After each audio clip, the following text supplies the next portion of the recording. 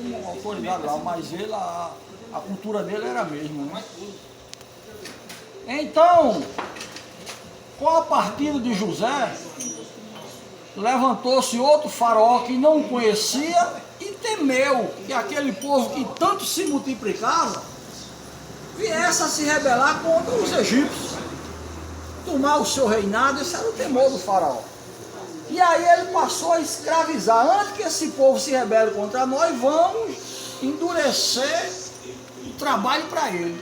E escravizou aquele povo ao ponto do povo clamar a Deus. E Deus ouviu o clamor daquele povo e levantou Moisés, que todo mundo ouve a falar aí, que Moisés foi o homem que Deus se utilizou para libertar o povo dele da mão de escravidão de Faraó. Aí o período foram 430 anos, mas de escravo, aí em torno de 200 a 250 anos só, porque teve um período da bonança com José. E partindo daquele povo do Egito, arrancado de lá de dentro, com o braço forte do Deus vivo, se utilizando do servo dele Moisés, após ser lançado ali 10 pragas, e o Senhor endurecia o coração de Faraó e voltava a lançar outra praga. Aí são 10, praga de gafanhoto, praga de mosca, de rãs. E a última praga foi da primogenitura. A Bíblia diz que do Egito, tanto de homem como de animais, todo o primogênito foi morto. Do filho de Faraó ao filho do porco, da cabra que estava lá.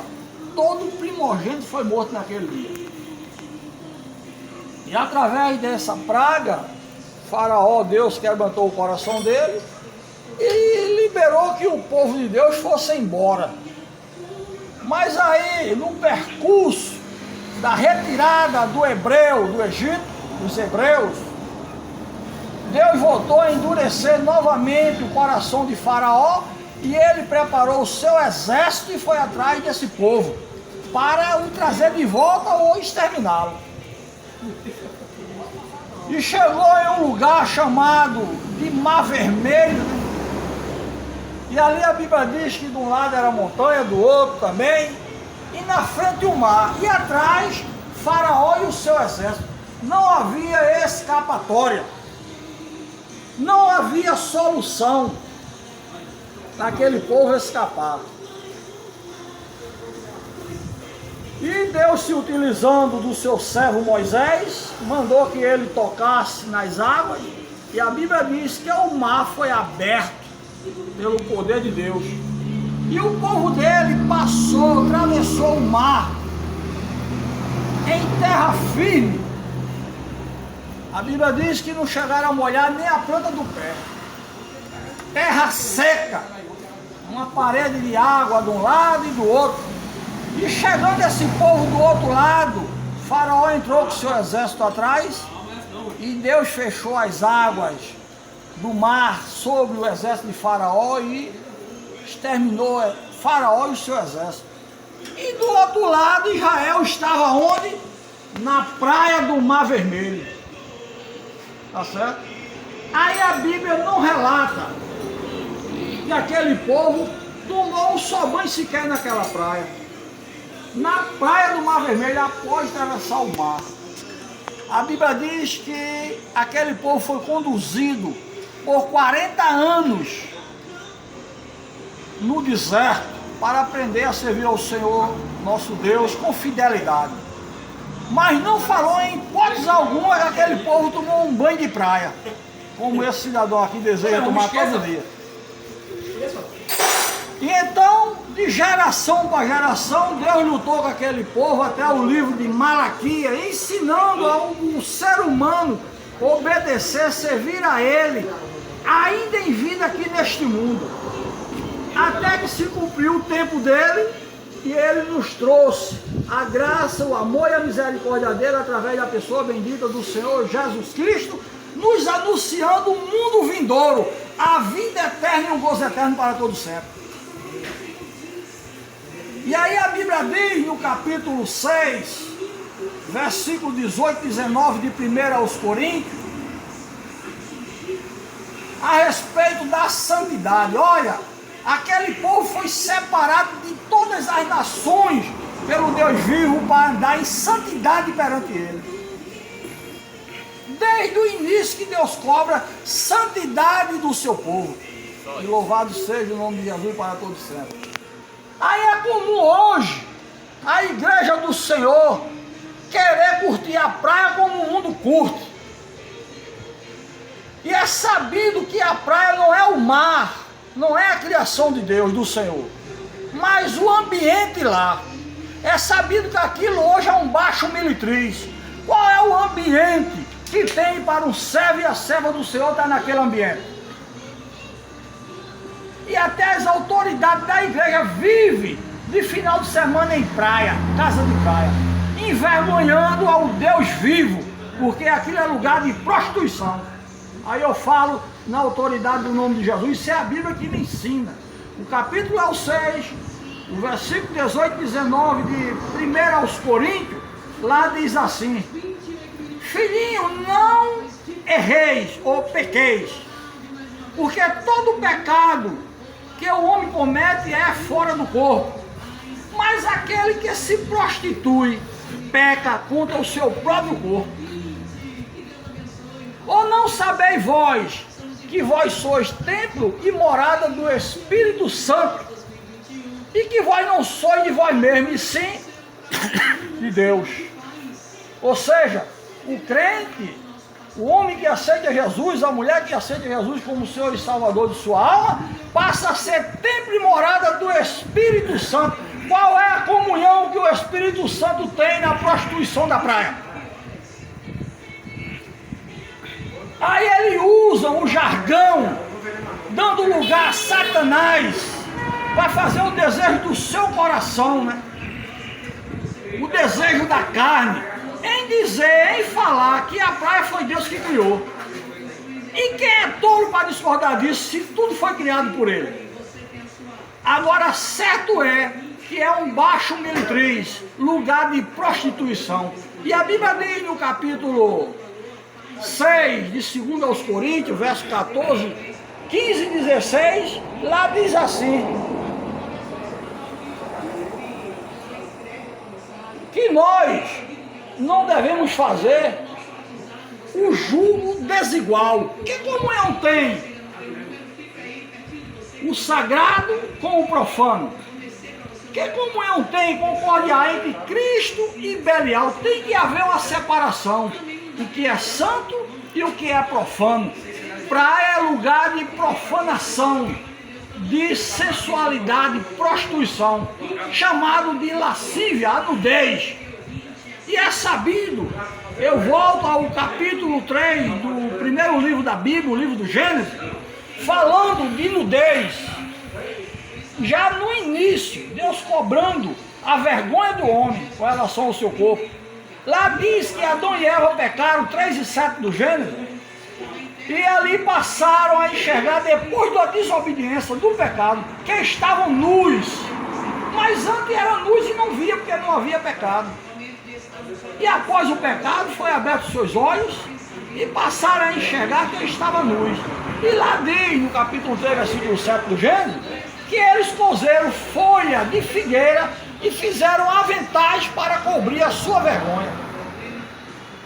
Aí no capítulo 3, versículo 19 do livro do Gênesis, a Bíblia diz precisamente que o nosso Deus, que é santo e cobra a santidade do seu povo, lá diz que é o nosso Deus cozeu túnicas de pele de animais e cobriu Adão e sua mulher. Por que esse capricho? Se só existia Adão e Eva e o Criador, e ele teve o capricho de fazer mantos, roupas, vestimenta para cobrir a vergonha de Adão e Eva. Isso me diz que o homem, a mulher de Deus, tem que andar com as vergonhas cobertas. E afinal de contas devemos ser santos. E a nudez simboliza a entrada do pecado sobre a raça humana. Dando exemplo das vestes, eu vou ao capítulo 9 do livro do Gênesis, o verso 20, 21 e diante, diz que o homem de Deus chamado Noé tomou um vinho em excesso e se embriagou. E estando embriagado em seu aposento, deixou sua nudez aparente. E entrando Cã, o seu filho mais novo, aos seus aposentos, encontrou o pai nu, mostrando sua vergonha. E diz a Bíblia que Cã zombou da vergonha do seu pai. Chamou 100 Jafé, seus irmãos, e falou: o velho está bêbado e está nu. E zombou da nudez do seu pai, um grande homem de Deus que foi Noé. E ali a Bíblia diz precisamente que Jafé e Sem entraram no aposento do servo do Senhor, Noé, de costa, para não ver a vergonha do seu pai. Será que isso me diz alguma coisa? E cobriram a nudez do seu pai sem olhar para a sua vergonha, a sua nudez. E através do escândalo causado por Cã, Deus colocou no coração de Noé e foi amaldiçoado Cã e sua descendência até os dias atuais. Iniciando pelo Egito, Babilônia, Sodoma e Gomorra, Assíria, Roma, símbolo de prostituição, de vandalismo, tudo que não agrada ao Senhor, o mundo falado nos dias atuais. E tudo descendente de Cã. Está no capítulo 78, versículo 5.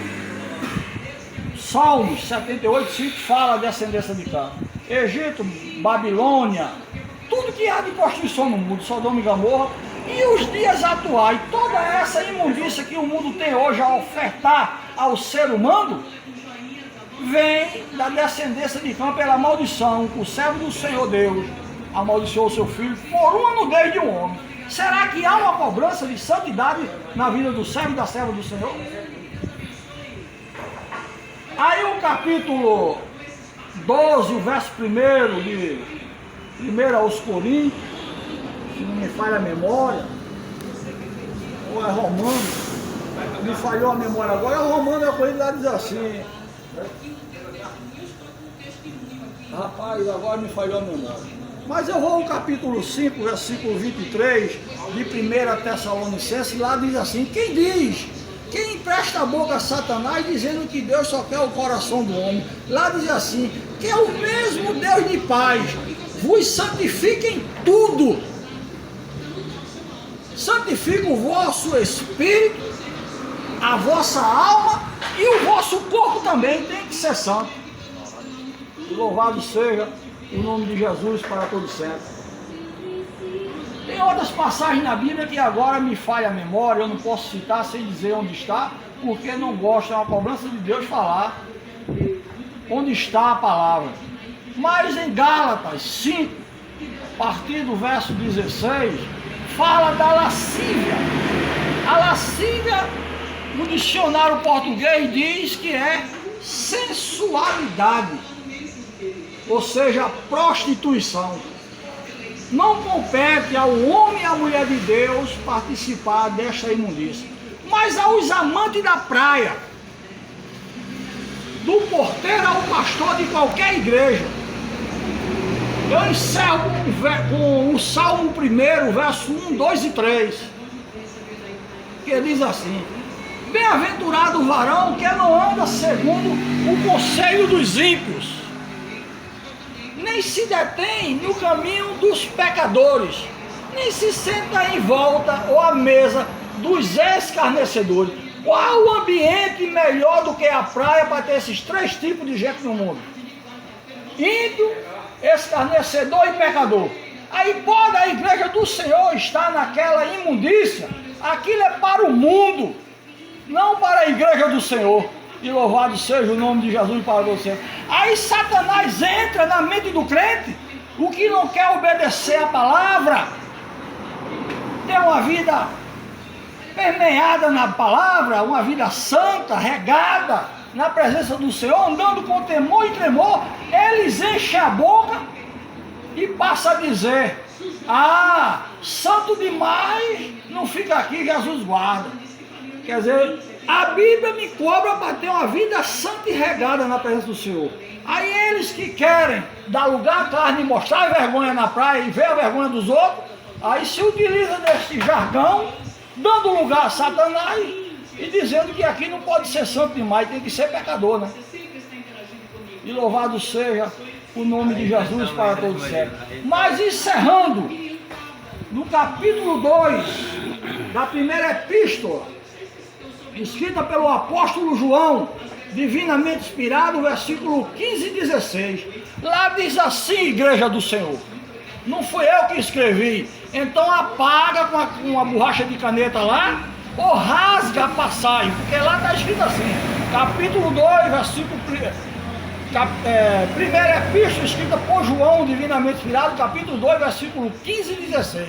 Portanto, assim como aquele que vos chamou é santo, aleluia, sejais vós santo em toda a vossa maneira de viver, porque escrito está, eu sou santo e cobro santidade. Não é o irmão Manuel que vos está a falar, é ele, o Senhor da vida, Jesus Cristo de Nazaré, que quer que você tenha uma vida permeada na Bíblia, em santidade, se quiseres entrar, herdar a vida e o gozo eterno para todos sempre. Que Deus abençoe a todos, em nome de Jesus, amém?